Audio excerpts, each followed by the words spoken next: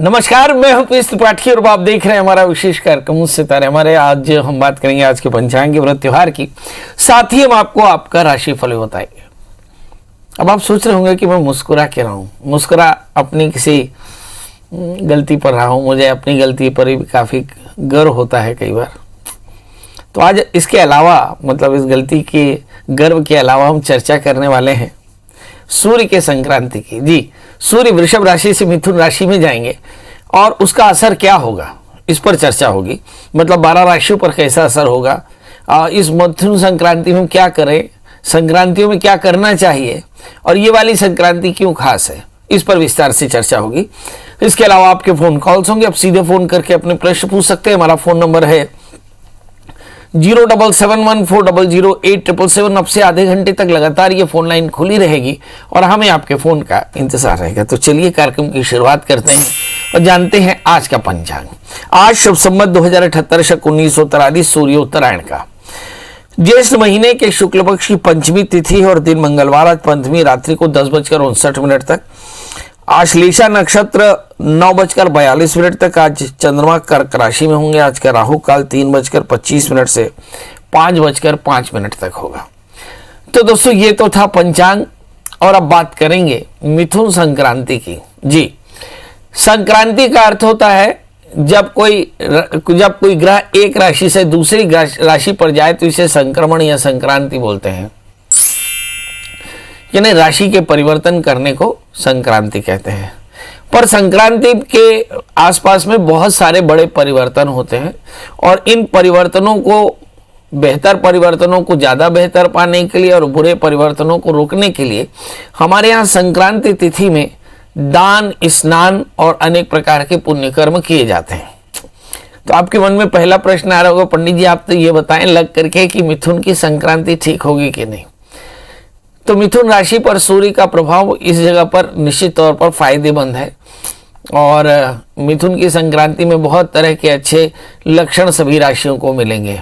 इस बार मिथुन संक्रांति देखें तो इसको अनेक प्रकार से महत्वपूर्ण माना जा सकता है, क्योंकि इसी बात से वर्षा ऋतु की भी शुरुआत होती है, इसलिए इसे रज संक्रांति कहते हैं, क्योंकि यहाँ से वर्षा शुरू होती है। मिथुन संक्रांति सनातन में मनाए जाने वाला अनेक महत्वपूर्ण धार्मिक पर्वों में से एक है, जिसे वर्ष के तीसरे माह में शुरू किया जाता है। अब एक मिनट यहाँ रुकिए, अभी महीना चल रहा है जून का और पंडित जी कहते हैं कि वर्ष के तीसरे महीने में मनाई जाती है। इसका मतलब क्या हुआ, हमारा जो वर्ष होता है वो सौर महीना होता है।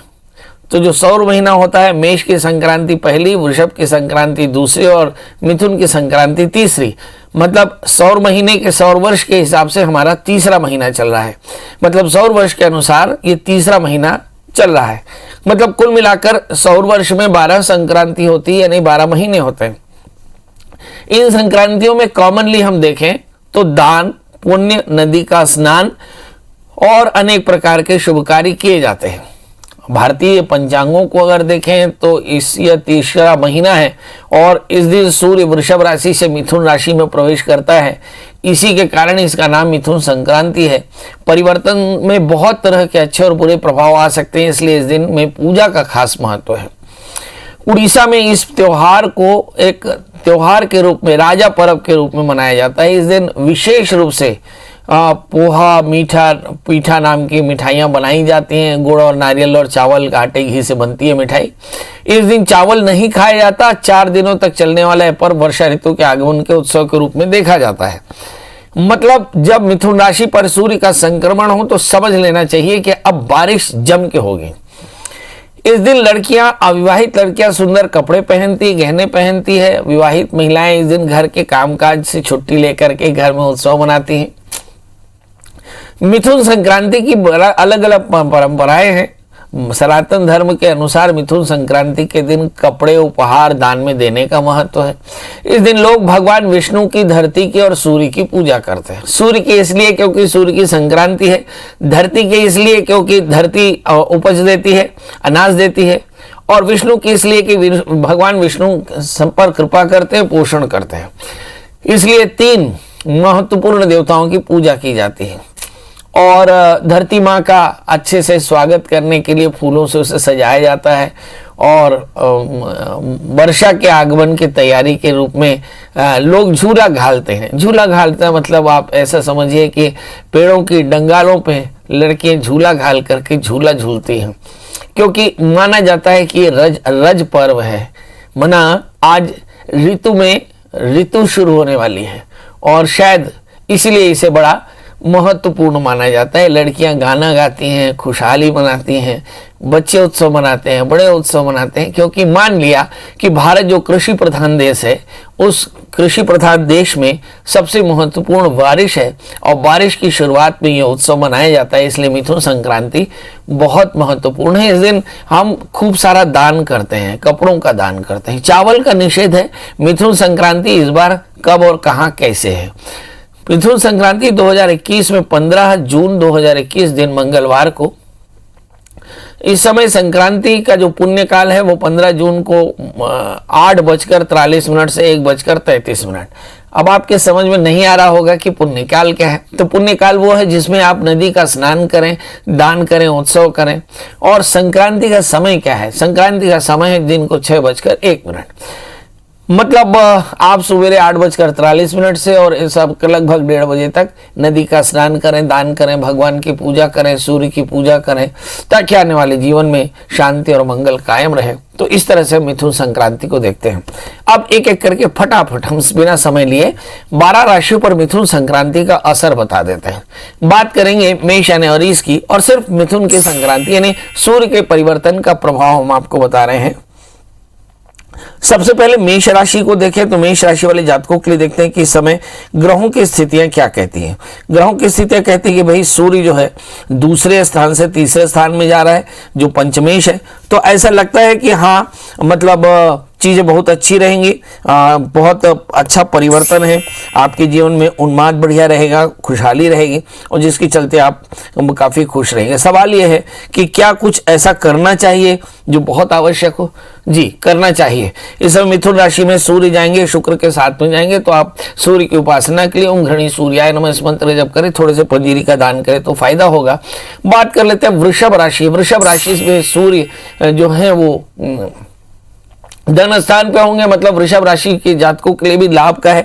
मगर यहाँ पर सूर्य जो है शुक्र के साथ में रहेंगे और निश्चित तौर पे इस राशि वाले जातकों के लिए संपत्ति के लाभ का योग है। इस राशि में भी ज्यादा लाभ पाने के लिए क्या करना चाहिए? तो इस राशि में ज्यादा लाभ पाने के लिए आपको चाहिए कि आप पंजीरी का दान करें और सूर्य स्तोत्र या आदित्य हृदय स्तोत्र का पाठ करें तो फायदा होगा। बात कर लेते हैं दोस्तों मिथुन राशि की। इसी राशि पर सूर्य का संचार हो रहा है। इसका मतलब ये हुआ कि सूर्य 12वें थे जो सूर्य लग्न में आ गए।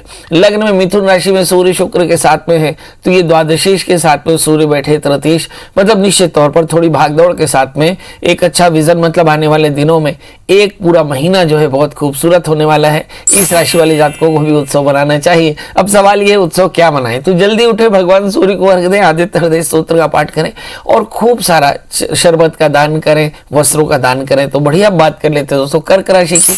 कर्क राशि में सूर्य 12वें जा रहे हैं। एकादशी सूर्य 11वें स्थान से 12वें स्थान में जा रहे हैं और ये इस समय अगर हम देखें तो ये द्वितीय होकर जा रहे हैं। मतलब कर्क राशि वाले जातकों के लिए सूर्य मार्केश हो सकते हैं। मतलब इस समय आंखों की तकलीफ, शरीर में इचिंग की प्रॉब्लम हो सकती है, हेल्थ इश्यूज हो सकते हैं, थोड़े सावधान रहने की जरूरत है। करें क्या? तो भगवान सूर्य को अर्घ दें, आदित्य हृदय स्तोत्र का पाठ करें तो आपके लिए भी अच्छा। मगर यहाँ पर दान करने के लिए आपको चाहिए कि आप सूर्य के संबंधित दान करें, तो सूर्य का दान जरूर करना चाहिए, इससे आपको फायदा होगा। सूर्य के बहुत सारे द्रव्य हैं। अब बात कर लेते हैं दोस्तों सिंह राशि की। सिंह राशि में हम देखते हैं कि लग्नेश सूर्य मिथुन राशि में 11वें स्थान में जा रहे हैं। तो सिंह राशि वाले जातकों के लिए सूर्य का ट्रांजिट बहुत फायदेमंद रहेगा, मतलब बहुत ज्यादा फायदेमंद। ऐसा कह सकते हैं कि काफी दिनों से रुके हुए काम इनके पूरे हो जाएंगे और अपॉर्चुनिटीज ढेर सारी मिलेंगी। बढ़िया समय रहेगा। हेल्थ की भी अच्छाई दिखाई पड़ेगी। मतलब कुल मिला के अच्छा। अब सवाल यह है कि सिंह राशि वाले जातकों को करना क्या है? तो इनको भी भगवान सूर्य को नित्य अर्घ देना चाहिए और पंजीरी का प्रसाद बांटना चाहिए। हो सके तो आप भगवान शिव की पूजा करें, शिव महिमा स्तोत्र का पाठ करें तो और बेहतर। अब बात कर लेते हैं दोस्तों कन्या राशि की। कन्या राशि नहीं, मेरी राशि वाले जातकों के लिए देखते हैं कि सूर्य दशम स्थान में जाएंगे तो कैसा रहेगा। तो द्वादशी जब दशम स्थान में जाएंगे तो सूर्य के कारण आपके काम की जगह पर काफी उठापटक हो सकती है, पेट की तकलीफ हो सकती है, पिता का स्वास्थ्य थोड़ा सा 19-20 हो सकता है। तो आप थोड़ा सा शांति के नजरिए से सूर्य की उपासना करेंगे तो सूर्य, वैसे ही आप विष्णु सहस्त्र नाम का पाठ करें, भगवान विष्णु की पूजा करें, भगवान सूर्य को अर्घ दें तो सब कुछ अच्छा होगा। तो अभी आज हमने बताया कि भगवान सूर्य की उपासना में पंजीरी का प्रसाद लगाए, मगर पंजीरी बहुत तरह की बनती है। पंजीरी आटे की बनती है, पंजीरी सूजी के आटे की बनती है और पंजीरी धनिये की बनती है। तो जब कभी भी पहली बारिश हो जाए और दीपावली तक धनिये का इस्तेमाल जरूर करें, इसलिए पहले धनिये की बुआई करना चाहिए। धनिये की बुआई से फायदा है। और अच्छा धनिया लेकर के उसको साफ करके सुंदर उसको सुखा करके उसको भूंज करके धनिये को अच्छे से घी में भूंज करके उसकी पिसाई करके उसमें सुंदर शक्कर डाल करके और उसकी पंजीरी वो भगवान सूर्य में भोग लगाना चाहिए, वही शालिग्राम में भोग लगाना चाहिए। अब यहां से लेकर के और दीपावली तक जितने भी उत्सव होते हैं उसमें धनिये के पंजीरी का ध्यान अवश्य करना चाहिए। चलिए अब बाकी राशियों की चर्चा करें। बात करेंगे तुला राशि की। तुला राशि में हम देखते हैं कि सूर्य जो है अष्टम स्थान से नवम स्थान में जा रहा है। मतलब यहां पर जो तुला राशि वाले जातक है, एकादशी जब भाग्य स्थान में जाए तो आपको भाग्य की अवसर मिलेंगे, मतलब अपॉर्चुनिटीज आपको मिलेंगी, जैसे नौकरी पाने का, शादी करने का, या बच्चा होने का, या आपके घर खरीदने का, मतलब अच्छी अपॉर्चुनिटीज मिलेंगी। यानी ये अच्छा है ट्रांजिट। अच्छे ट्रांजिट को और अच्छा बनाने के लिए फिर वही करना कि आदित्य हृदय स्तोत्र का पाठ करना, भगवान सूर्य को अर्घ देना और धनिये की पंजीरी बना करके भगवान में भोग लगाना, सबको खिलाना। अब बात कर लेते हैं दोस्तों वृश्चिक राशि की। वृश्चिक राशि में अगर देखें तो ये सप्तमी षष्ठम स्थान में जा रहे हैं। यहाँ मैं नहीं कहूंगा कि सब कुछ अच्छा है, यहाँ पर अच्छा नहीं है। यहाँ पर दशमेश अष्टम स्थान में है। यहाँ पिता का स्वास्थ्य और आपके निजी वर्क प्लेस में थोड़ी सी भागदौड़ काफी ज्यादा होगी, थोड़ी सी अनपॉपुलरिटी हो सकती है, थोड़ी सी विपरीत स्थिति हो सकती है और पेट में तकलीफ हो सकती है। क्या करना चाहिए? तो इस समय हम समाधान के लिए आप यही सब कुछ करेंगे, मतलब आदित्य हृदय स्तोत्र का पाठ करेंगे, भगवान शिव की पूजा करेंगे और साथ में पंजीरी का धनिया का पंजीरी लगा करके भोग लगा कर बच्चों में बांटेंगे। और अब बात कर लेते हैं दोस्तों वृश्चिक राशि की। वृश्चिक राशि के बाद धनु राशि। धनु राशि में हम देखते हैं कि जो सूर्य है वो 7वें स्थान में आ रहा है। ये भाग्येश है, मतलब बोलते हैं कि भाई आपकी जिंदगी में कुछ अच्छे लोग आएंगे, बड़ी अच्छी अपॉर्चुनिटीज आएंगी जो आपको बहुत ज्यादा प्रमोट करेंगे। मतलब ये महीना आपके लिए बहुत अच्छा जाने वाला है धनु राशि वाले जातकों के लिए। पर अच्छा महीना और अच्छा कैसे हो सकता है? तो भगवान सूर्य को अर्घ दें, नमक का त्याग कर लें, रविवार का व्रत करें और बढ़िया पंजीरी का भोग बच्चों में लगा करके बांटे तो सब कुछ अच्छा। अब बात कर लेते हैं दोस्तों मकर राशि की। मकर राशि में अष्टमेश है और मकर राशि में आप देखिए कि ये जा रहे हैं छठे स्थान में। जब अष्टमेश छठे स्थान में जाए तो कॉन्स्टिपेशन की प्रॉब्लम, लिटिगेशन, शत्रुता ये कुछ बढ़ सकती है। तो शत्रु बाधा के लिए आपको आदित्य हृदय स्तोत्र का पाठ करना चाहिए, भगवान सूर्य को यूं भी अर्घ देना चाहिए और साथ में आपको चाहिए कि आप थोड़े से पंजीरी का प्रसाद बांटें। और अब बात कर लेते हैं दोस्तों कुंभ राशि की। कुंभ राशि में सप्तमेश सूर्य है और सूर्य सप्तमेश होकर के अभी जा रहा है मिथुन राशि में, यानी एग्जैक्टली 5वें स्थान में।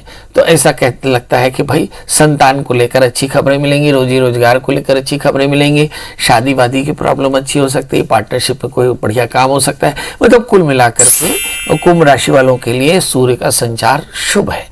तो इनको और शुभता करना है तो इस शुभता के लिए आप बढ़िया सुंदर सूर्य की उपासना करें, है ना, आदित्य हृदय स्तोत्र का पाठ करें, सूर्य स्तोत्र, रवि स्तोत्र का पाठ करें, है ना, और जितने भी दवाइयों का दान करें, गरीबों की सेवा करें। वैसे भी कोरोना काल चल रहा है, सेवा के खूब सारे अवसर हैं, आप जो चाहे दान कर सकते हैं, बढ़िया रहेगा। पर उसमें पंजीरी धनिये की जरूर हो, इस बात का ध्यान रखें। बात कर लेते हैं दोस्तों मीन राशि की। मीन राशि में भी हम देखते हैं कि जो सूर्य है वो चौथे स्थान पे जा रहे हैं और वो रोगेश होकर जा रहे हैं। मतलब वास्तव में अगर पंजीरी के सबसे ज्यादा अनुग्रही हैं तो वो मीन राशि वाले हैं, क्योंकि ये बीमारी के इलाज के रूप में धनिये का प्रसाद जाता है। मान लेते हैं कि जब जून 12 आ जाए और अक्टूबर तक जो ग्राउंड वाटर जो है वो पोल्यूटेड रहता है और इसके लिए धनिया एक समाधान है आयुर्वेद में। इसलिए ये जरूर धनिये का सेवन करें, खासकर मीन राशि वाले जातक, क्योंकि यहाँ रोगेश पंच चतुर्थ स्थान में होगा, ये मिडिल एब्डोमेन होता है, तो इसलिए इसका बहुत ध्यान रखें। मतलब इस राशि वाले जातक याद से सूर्य की उपासना करें और साथ में धनिये का भोग लगाएं, धनिये के पंजीरी का आहार लें और अपनी रूटीन में आप 4 महीने धनिये का लगातार इस्तेमाल करते रहें तो ठीक होगा। अब बात करेंगे अपनी पहली कॉलर आकांक्षा जी। आकांक्षा जी, आप फटाफट बताएं डेट ऑफ बर्थ, टाइम और प्लेस, समय कब है? हाँ, 3 फरवरी 1995। बहुत सुंदर, बहुत सुंदर। समय बता दें। समय है 9:45 रात का टाइम। रात के टाइम? Yes sir. जन्म स्थान? मेरा कोरबा है, कोरबा छत्तीसगढ़। बच्चा क्या जानना चाहते हो? मेरा ये जानना चाहती हूँ कि पीएससी के क्षेत्र में मैं तैयारी कर रही हूँ, उसमें मेरा कैरियर है कि नहीं, और शादी मेरी कब तक होगी, ये दोनों चीज जानना था। चलिए, शादी की तैयारी करके रखिए, क्योंकि आपकी शादी 22 अप्रैल 2022 के बाद 1 वर्ष के भीतर हो जाएगी। और शादी में कहीं कोई बहुत बड़ी तकलीफ दिखाई पड़ती है तो 12वें स्थान का मंगल है और शनि से आक्रांत, तो मुझे ऐसा लगता है कि शादी से पहले एक छोटा सा कुंभ विवाह करा लेना चाहिए, तो इससे आपकी शादी बढ़िया हो जाएगी। मंगल का व्रत करें, ये आपके लिए शादी के लिए बहुत अच्छा रहेगा। मंगल का व्रत करें, मंगल स्तोत्र का पाठ करें, मंगल यंत्र की पूजा करें। एक दूसरा प्रश्न आपने किया है कि मुझे करियर क्या चुनना, तो आपके तीसरे स्थान में बृहस्पति है, जिसका मतलब होता है Jupiter makes man the custodian of the others money. Bank, finance, insurance, clerical job, education, इनमें आपके किसी एक सेक्शन में आपको नौकरी मिलेगी। पर अगर आप पीएससी ढूंढ रहे हैं तो मुझे ऐसा लगता है पीएससी में सिलेक्शन होगा, उसके लिए काफ़ी मेहनत करनी पड़ेगी, पर इसमें काफ़ी तकलीफें आएंगी, मगर ये करियर आपको बड़ी आसानी से मिल जाएंगे, क्योंकि आपके डेस्टाइन्ड कैरियर है, मतलब इसी के लिए आप पैदा हुए हैं। इस समय गुरु की अंतरदशाएं चल रही हैं, बुध में गुरु का अंतरदशा ही नहीं, जरा भी प्रयास किए तो आपको अच्छी नौकरी बैंक में या एजुकेशन में मिल जाएगी। हमारे साथ अगले कॉलर दयालु जी हैं। दयालु जी शायद मेरे हिसाब से अंतिम कॉलर हैं, इसलिए फटाफट डेट ऑफ बर्थ, टाइम और प्लेस बताएं, समय कम है। हाँ पंडित जी प्रणाम। जी प्रणाम। 1/7/1970। 1/7/1970 और समय बता दें। समय 4:45 से 5 बजे बीच है पंडित जी। सुबेरे की शाम को? शाम को। और जन्म स्थान? ग्राम कस्सी, धमतरी जिला। हाँ, धमतरी जिला। तो अभी क्या जानना है जी? मेरे को पत्नी सुख नहीं मिला पड़ती थी कभी भी आज तक के, वायरस अलग रहती हो, तो मेरे को पत्नी सुख है या नहीं? बस ये दादा कत का दिन हो गए, जब शादी कत का दिन हो गया, अलग रहा कत का दिन हो गया? अलग रहा तो हमेशा से अलग है पंडित जी। तो शादी कत का दिन हो गया? शादी कत का दिन हो गया? शादी तो 91-92 में हुआ पंडित जी, 90-91 में। चलिए, आइए हम अपने दर्शकों को बताएं कि ये भी एक बात है कि किसके दाम्पत्य जीवन में कमी हो सकती है। देखिए, इस जन्म कुंडली को आइडियली देखिए, इनका जन्म लग्न वृश्चिक है, राशि इनकी वृषभ है और सप्तमी शुक्र इनके भाग्य स्थान में। देखने में आता है कि शुक्र बहुत अच्छा है, मगर ऐसा है कि मंगल 8वें स्थान में, शुक्र भाग्य स्थान में है, इसलिए इनको दाम्पत्य जीवन में परेशानी है। क्या करना चाहिए? तो सवाल यह है कि क्या पत्नी इसके लिए अकेले जिम्मेदार है? का नहीं, इनका स्वभाव भी ऐसा है, इनका तृतीय छठे स्थान में। मुझे ऐसा लगता है कि कहीं स्वभाव के कारण भी पत्नी अलग हो सकती है, तो आपको सबसे पहले अपने मूड को ठीक करना चाहिए। और मूड को ठीक करने के लिए सिंपल, आप शनिवार का व्रत करें, काले तिल काले उड़द का दान करें, और जहाँ तक सवाल ये है कि 1 ताले सिक्का और 4 नारियल बहते पानी में बहा दें। आप देखेंगे कि आपके जीवन में दाम्पत्य सुख बढ़ जाएगा। लगे हाथ मंगल का व्रत करना, मंगल यंत्र की पूजा करना, मंगल स्तोत्र का पाठ करना, नमक का निषेध करना, आप देखेंगे सारी परेशानियां दूर हो जाएंगी। तो अब इसके बाद अब आपसे विदा लेने का समय, बस यही बात की कार्यक्रम ये यहाँ पर पूरा नहीं, इस कार्यक्रम को लगातार आप चलाते रहें। सिंपल गूगल में सर्च करें प्रियाशंकर त्रिपाठी या पंडित प्रियाशंकर त्रिपाठी या PS त्रिपाठी, मिल जाए तो कॉल करें। दोस्तों, कल फिर हाजिर होंगे किसी नए विषय के साथ, तब तक मुझे दी इजाजत। नमस्कार।